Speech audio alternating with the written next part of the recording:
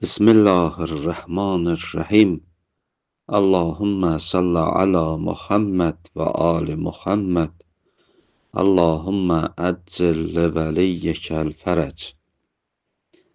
Məkasib kitabından 441-ci dərsi oxuyuruq.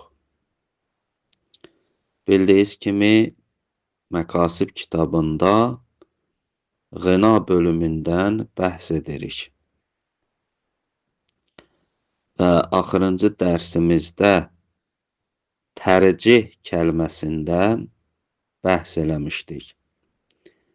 Tərcih nədir? Tərcihin mənası nədir?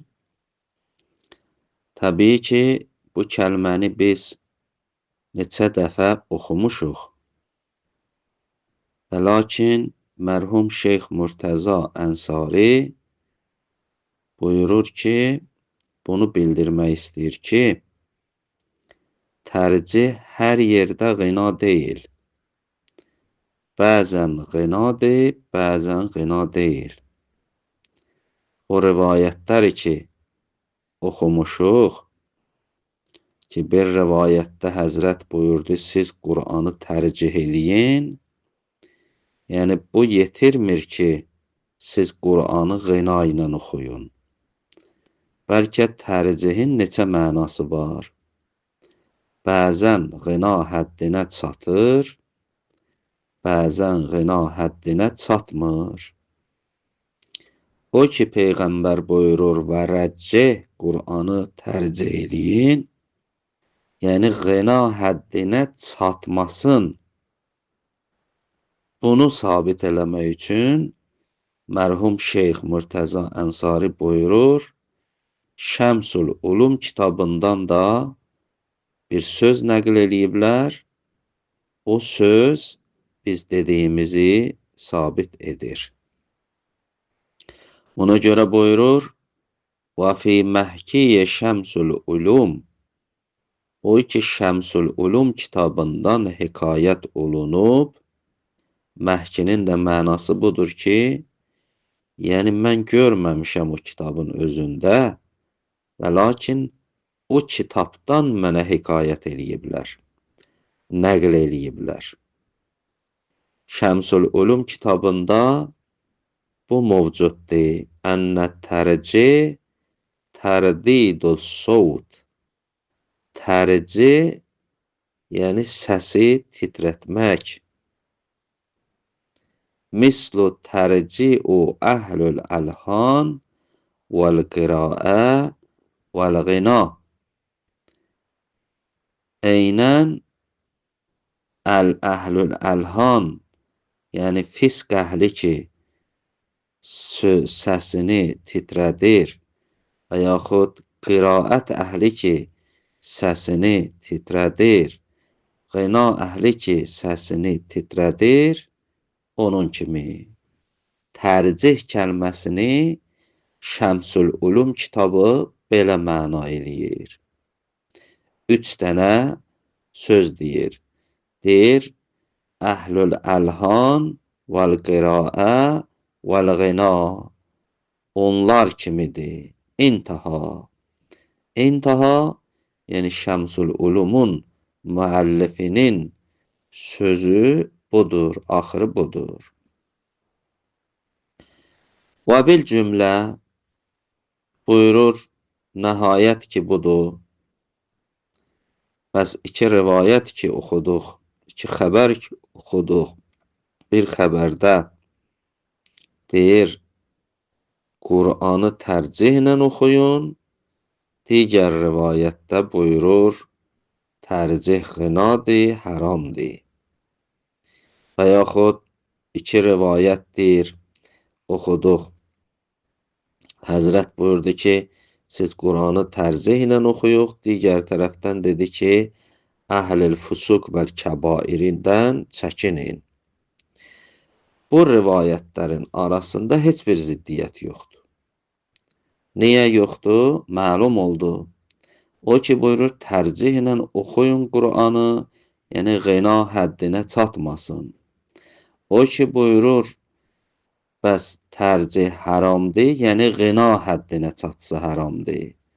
Və rivayətləri bu cür məna eləyəndə rivayətlərin arasında heç bir ziddiyyət baş vermir. Və bil cümlə və la tunafi beynəl xəbərin. Bəs bu iki xəbər ki, rivayət ki oxuduq qabaqki dərslərdə, bunların arasında heç bir ziddiyyət yoxdur. Və la beynəhuma və beynə ma dəllə əla hurmətil qina hətta fil Qur'an. Və eyni zamanda o rivayətlərlə o rivayət ki dəlalət eləyir qinanın haramlığına, hətta Quranda da olsa belə, aralarında heç bir ziddiyyət yoxdur. Kama təqəddəmə, necə ki biz qabaqda sahibi kifayədən bunu biz gördük. Fi bəzi ma zəkərəhu, bəzi sözlərində ki sahibi kifayə, yəni muhaqqiq Səbzəvari zikr edib min ədəmil ləhv fi qiraətil Qur'an, ki muhaqqiq Səbzəvari də buyurdu, Qur'anın qiraətində ləhv yoxdur, ləhvlə oxumaq olmaz.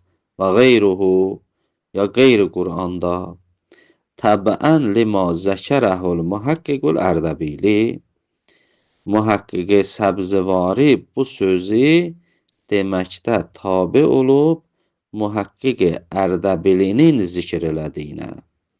Muhaqqiq Ərdəbili də buyurub, Qur'anda, dualarda, qina, mərsiyələrdə icazəlidir və Səbzəvari də tabe olub muhaqqiq Ərdəbilinin zikr elədiyinə. İndi mərhum şeyx muhaqqiq Ərdəbilinin sözünü nəql eləyir qina haqqında. Yəni muhaqqiq Ərdəbilinin nəzəri nədir? Quran oxuyanda, dua oxuyanda, mərsiyə oxuyanda qina eləmək olar ya olmaz. Onun sözünü nəql eləyir və ona cavab verir. Muhaqqiq Ərdəbilinin sözündən də bu çıxır, qina haramdır və lakin mərsiyələrdə, Quranda, dualarda qina eləmək istisna olunubdur. O icazəlidir. Muhaqqiq Ərdəbilinin sözündən bu çıxır. Və lakin şeyx ona cavab verir. Heysu ənəhu, yəni muhaqqiq Ərdəbili bədə ma vəccəhə istisnaul mərasi və qeyruha minəl qina.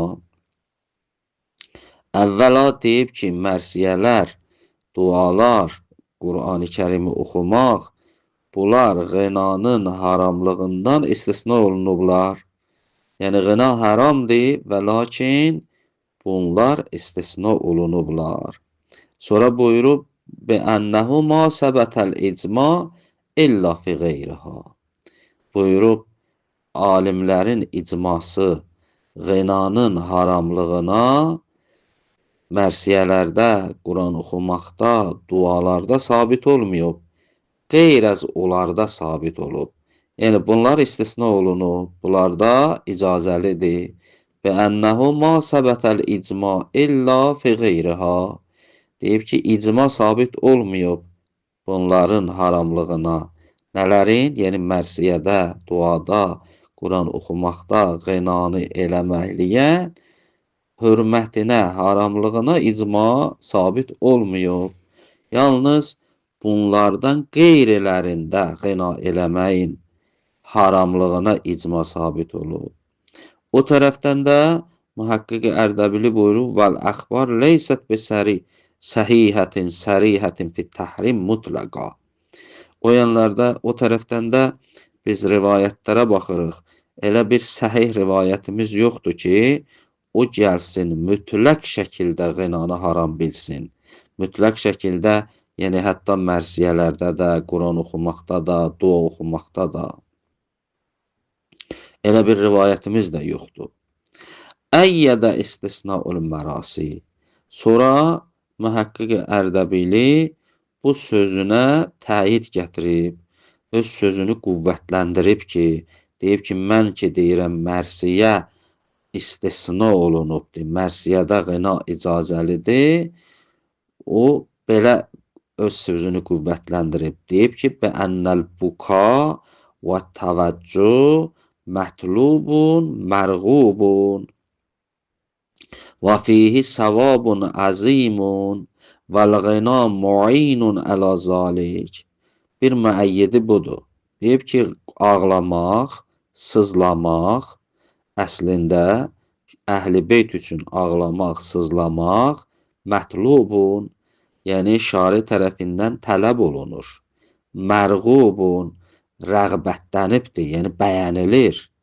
Və fihi savabun əzimun, və özü də ki, bunda böyük savab var insan əhl-i beyti ağlıya. Vəl-ğina mu'inun əla zalik, orada qina eləyəndə bu ağlamaqla qina muindir. Muin yəni kömək eləyir. Yəni qina olduqca insan çox ağlayır. Və ənəhu mutəarafun daimən fi beladil muslimin min zəmənil məşayix ilə zamanina. Və özü də ki, bu ki, qina eləyib, mərsiyə oxumaq, ağlatmaq, ağlamaq, bu mütəarəfdir. Mütəarəf yəni bu həmişə olubdur. Daimən fe beladil muslimin. Bütün müsəlman ölkələrində bu olubdur. Min zəmənil məşayix, bizim ustadlarımızın zamanından ilə zamanına, ta bizim zamanımıza qədər. Yəni bu həmişə olubdur. Haza min qeyri nəkirin, bu inkar olunmaz bir şeydir. Yəni artıq bu müsəlmanlar tərəfindən, möminlər tərəfindən inkar olunmur. Bu bir müəyyid, öz sözünə qüvvət gətirib bunu. Sümmə əyyədəhu bi cavazın niyahə, niyahə və sonra da yenə də öz sözünə qüvvətləndiribdir. Deyib ki, noha oxumaq icazəlidir. Və cavazul əxsuru ucrə aleyha, və o noha oxumağın müqabilində pul almaq da icazəlidir. Və zahir budur ki, ənnaha la təkunu illə məhu. Zahir də budur ki, bu noha oxumaqlıq olmaz, məgər o qina ilə olar. Bəs insan noha oxuyur, qina olmasa, o noha necə noha olacaq? Bəs nohənin vücuda gəlməyi yalnız qina iləndir. Vaxtı ki, qina iləndir və onun müqabilində pul da almaq olur, onda niyə deyirik bu haramdır? Və bəənnə təhriməl qina lil tərb ələz-zahir. O tərəfdən də biz ki, qinanı haram bilirik, o qina ki, tərbidir, o haramdır. Tərbi də məna eləmişik, yəni insanda bir yüngüllük hasil edir. Ya ağlamaq, ya sevinmək. Və leysə fil mərasi tərbun, və mərsiyələrdə də tərb yoxdur. Mərsiyə oxuyanda insanda yüngüllük gəlmir. Bəl leysə illəl huzn, bəlkə mərsiyə oxuyanda insanda yalnız və yalnız hüzün, kədər gəlir. Da yüngüllük gəlmir ki. Qina haramdır o yüngüllüyə görə, amma burada yüngüllük yoxdur. İntaha.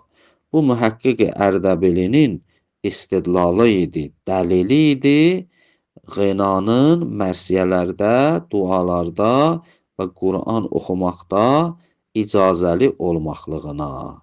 İndi görək mərhum Şeyx Murtəza Ənsari buna nə cavab verir və bunu necə izah eləyir. Elhamdülillahi Rabbil aləmin.